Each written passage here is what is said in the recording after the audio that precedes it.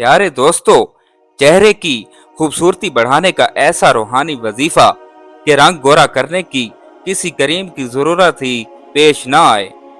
जो लोग बातनी तौर पर रवाना होते हैं, उनके चेहरों पर सुकून और जाज़बियत नूर की दिलकशी पैदा हो जाती है। गंदमी स्याह रंगत भी हो तब भी चेहरे को देखकर खुशी और कशिश महसूस होती है। ऐसा क्या राज है इसमें? ये अल्लाह से लो लगाने का नतीजा है कि इंसान के चेहरे पर नूर आ जाता है।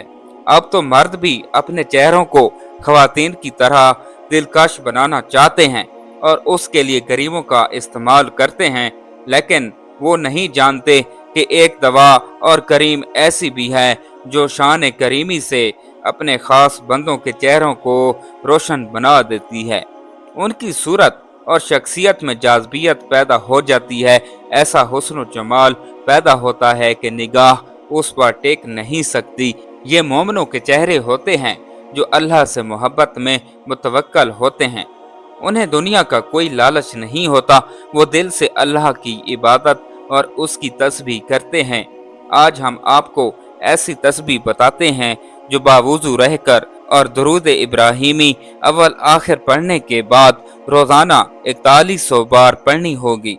ये वजीफ़ा 41 दिन जारी रखना है।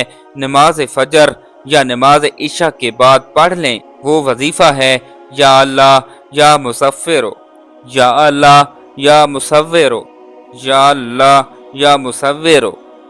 प्यारे दोस्तों, ये वजीफ़ा आपको इतना हसीन और जमील बना देगा कि आप खुद ही हैरान रह जाएंगे।